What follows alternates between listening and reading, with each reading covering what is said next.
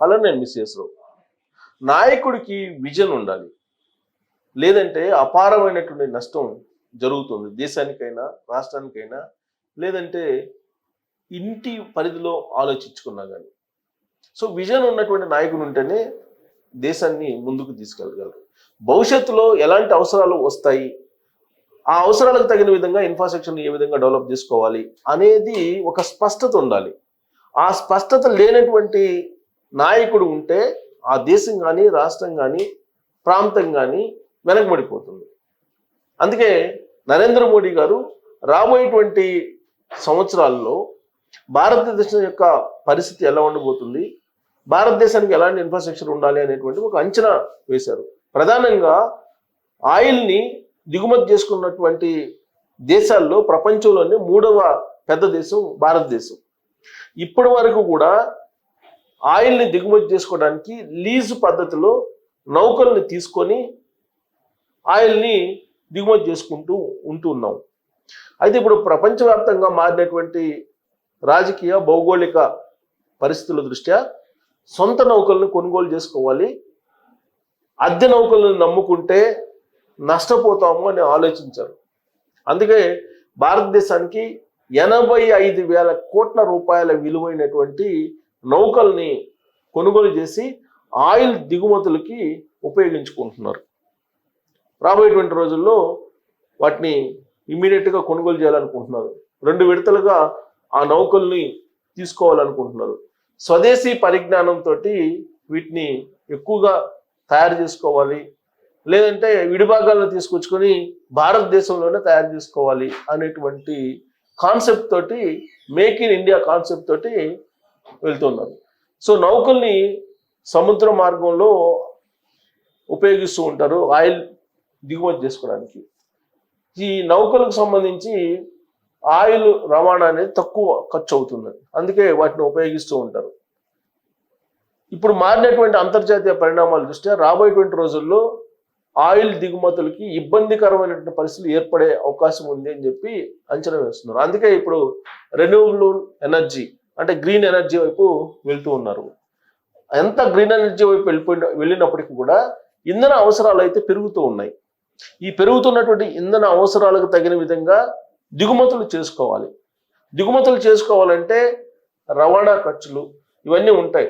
సొంత నౌకలు కొనుగోలు చేయడం బెటరు అద్దె నౌకల కన్నా అని చెప్పి భావించారు. ఎందుకంటే ఇప్పుడు అద్దె నౌకల్లో నిర్వహణ, లేదంటే అద్దె నౌకలకు సంబంధించి చెల్లిస్తున్నటువంటి అద్దెలు, వీటన్నిటిని తీసుకుంటే తలకు మించిన భారం అవుతుంది. పైగా ఆ నౌకల్లో కొంత థెఫ్ట్ కూడా జరుగుతుంది అనేటువంటి అనుమానం కూడా ఉంది. కాబట్టి మన నౌకలు మనకే ఉంటే సేఫ్ సైడ్గా ఉంటుంది, ఆయిల్ నిల్వలను ఎక్కువగా పెట్టుకోవచ్చు అనేటువంటి ఉద్దేశంతో 2040 నాటికి ఎంత అవసరం అవుతుందో ఆయిల్, ఆ అవసరానికి తగిన విధంగా దిగుమతి చేసుకోవడానికి అనువైనటువంటి నౌకలను కొనుగోలు చేయాలనేది భారత ప్రభుత్వం నిర్ణయించింది. అది 85,000 కోట్ల రూపాయల విలువైనటువంటి నౌకలను కొనుగోలు చేయాలనుకుంటున్నారు. మొత్తం 75 నౌకలు. ఈ 75 నౌకల్లో నెలాఖరికి కొన్ని, ఆ తర్వాత కొన్నిటిని తీసుకునేదానికి డిజైన్ చేశారు. దానికి సంబంధించినటువంటి న్యూస్ ఇప్పుడు భారతదేశ వ్యాప్తంగానే కాదు ప్రపంచవ్యాప్తంగా కూడా వైరల్ అవుతుంది. దానికి కారణం ఏంటంటే ఆయిల్ దిగుమతులకి 3వ అతిపెద్ద దేశంగా ఉన్నటువంటి భారతదేశం చేస్తున్నటువంటి ఏర్పాట్లు రాబోయేటువంటి రోజుల్లో ఆయిల్ కంపెనీల మీద పడేటువంటి అవకాశం ఉంది. ప్రపంచవ్యాప్తంగా ఉండేటువంటి ఆయిల్ కంపెనీల మీద ప్రభావం పడుతుంది. అందుకే అందరూ అబ్జర్వ్ చేస్తున్నారు, అసలు ఏంటి భారతదేశం ఇస్తున్నటువంటి ఎత్తుగడ ఏంటి, ఎందుకు ఇప్పుడు నౌకలను కొనుగోలు చేస్తూ ఉన్నారు, అది కూడా 85,000 కోట్లతోటి, ఆల్మోస్ట్ $10 బిలియన్ తోటి కొనుగోలు చేస్తున్నారు, ఎందుకు ఏంటి అనే దాని మీద చర్చ జరుగుతుంది. సో ఇక్కడ చూడండి, ప్రస్తుత యాజమాన్యంలోని చమురు కంపెనీలు ప్రస్తుతం పాత నౌకా దళాన్ని నిర్వహిస్తున్నాయి. ఇవి ఎక్కువగా ప్రపంచ కంపెనీల నుండి చార్టర్ చేయబడినవి, అంటే అద్దె తీసుకోబడినాయి. మరియు షిప్పింగ్ మరియు పెట్రోలియం మంత్రిత్వ శాఖలు దాన్ని మార్చాలనుకుంటున్నాయని నియమాలను పేర్కొంటూ, సో ఈ ప్రణాళిక మొదటి దశలో 79 నౌకలను కొనుగోలు చేయడం జరుగుతుంది. వాటిలో 30 వరకు మధ్యస్థ నౌకా శ్రేణులు ఉంటాయని తెలిపారు. సో 2040 నాటికి 112 ముడి చమురు వాహక నౌకలను కొనుగోలు చేయడానికి భారతదేశం 85,000 కోట్లు ఖర్చు చేయాలని యోచిస్తుంది. అంటే బిలియన్స్, $10 బిలియన్. ఈ విషయం తెలిసిన వ్యక్తులు అంటే మాట్లాడుతూ ప్రపంచంలో 3వ అతిపెద్ద చమురు దిగుమతిదారుడు భారతదేశం సరఫరాలను పొందేందుకు తన సొంత నౌకాదళాన్ని కలిగి ఉండాలని కోరుకుంటున్నారు. భారత ప్రభుత్వ యాజమాన్యంలోని చమురు కంపెనీలు అంటే ఐఓసి కానీ లేదంటే భారత్ పెట్రోలియం కానీ ఇవన్నీ కూడా చమురు కంపెనీలు ప్రస్తుతం ప్రపంచ కంపెనీల నుండి ఎక్కువగా చార్టర్ చేయబడిన పాత నౌకలను నిర్వహిస్తున్నాయి. షిప్పింగ్ మరియు పెట్రోలియం మంత్రిత్వ శాఖలు వాటిని మార్చాలనుకుంటున్నాయి. అందుకు సంబంధించిన నియమాలను కూడా పేర్కొన్నాయి. ఈ ప్రణాళిక ప్రకారం మొదటి దశలో 79, రెండో దశలో 30 మధ్యస్థ శ్రేణి నౌకలు ఉంటాయని తెలిపారు. ఈ నెల ప్రారంభంలోనే 10 ట్యాంకర్ల కొనుగోలు ఆర్డర్ వెలువడిందని ప్రజలు తెలిపారు. సో ఈ 10వ తారీఖునే ట్యాంకర్ల కొనుగోలుకు ఆర్డర్ ఇచ్చేసారంట. విదేశీ సహకారం ఉన్నప్పటికీ స్థానికంగా నిర్మించిన ఓడలను మాత్రమే కొనుగోలుకు పరిశీలిస్తూ ఉన్నారు.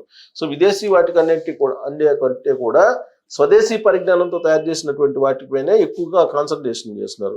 సో పరిశుభ్రమైన ఇంధన వనరుల వైపు మారాలని ప్రపంచవ్యాప్తంగా ఒత్తిడి ఉన్నప్పటికీ దేశీయంగా మరియు విదేశాల్లో చమురు ఉత్పత్తులకు పెరుగుతున్న డిమాండ్ నేపథ్యంలో భారతదేశ ముడి చమురు శుద్ధి సామర్థ్యం దశాబ్దం చివరి నాటికి 450 మిలియన్ టన్నులకు విస్తరించనుంది. ప్రస్తుతం అయితే 250 మిలియన్ టన్నుల ఉంది.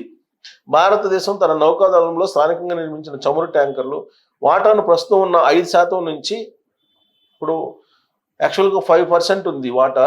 2030 నాటికి 7% అవుతుంది ప్రపంచంలో మొత్తం ఆయిల్ వాటాలు తీసుకుంటే కనుక.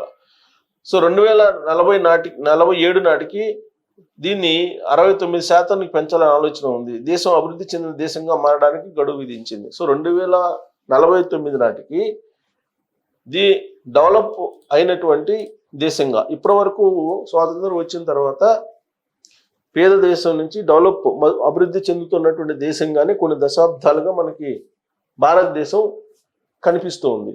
కానీ 2047 నాటికి అభివృద్ధి చెందినటువంటి దేశంగా ఉండాలి అనేటువంటి ఉద్దేశంతో ఆయిల్ దిగుమతులు అవసరాలని గుర్తించింది. ప్రస్తుతం ఉన్నటువంటి డిమాండ్ కంటే కూడా డబుల్ అవుతుంది 2047 నాటికి. దానికి తగిన విధంగా నౌకలను కొనుగోలు చేసి పెట్రోలియం ఉత్పత్తులను పరిశుభ్రమైనటువంటి వాటిని వినియోగించేందుకు అవసరమైనటువంటి రిఫైనరీలు వీటన్నిటిని ఏర్పాటు చేసి సొంత నౌకల ద్వారా ఈ మొత్తం ఆయిల్ని ఇంపోర్ట్ చేసుకొని నిలవబెట్టుకోవాలి అనేటువంటి ఆలోచన చేస్తున్నారు. అంటే 2047 నాటికి ఇప్పటి నుంచి ఆలోచిస్తూ ఈ ఏర్పాట్లను చేస్తున్నారు. సో సముద్రంలో ఈ నౌకలకు సంబంధించినటువంటివి నిర్వహణ చాలా టఫ్. యాక్చువల్గా దాన్ని ఇప్పటి వరకు వివిధ దేశాలకు సంబంధించిన నౌకల్ని రెంట్కి తీసుకొని నడుపుతున్నారు. అసలు రెంట్కి నడుపుకోవాల్సిన అవసరం ఏంటని భావించి ఇప్పుడు కేంద్ర పెట్రోలియం శాఖ మంత్రి ఇప్పుడు మంత్రిత్వ శాఖ గ్రీన్ సిగ్నల్ ఇచ్చేసి ఆల్రెడీ ఆర్డర్స్ కూడా ఇవ్వడం జరిగింది. 85,000 కోట్ల రూపాయలతోటి నౌకలను కొనుగోలు చేసి ఆయిల్ను ఇంపోర్ట్ చేసుకొని ఎలాంటి ఇంటరప్షన్ లేకుండా రాబోయేటువంటి రోజుల్లో భారతదేశాన్ని అభివృద్ధి చెందినటువంటి దేశంగా మార్చడానికి నరేంద్ర మోడీ గారి ప్రయత్నం చేస్తూ ఆ ప్రయత్నంలో భాగంగా ఈ 85,000 కోట్ల రూపాయలతోటి నౌకల్ని కొనుగోలు చేస్తున్నారు. సో మరి ఆయన ఆలోచన ఆహ్వానించదగ్గదేనా అనే దాని మీద మీరు కామెంట్ చేయొచ్చు. Thank you.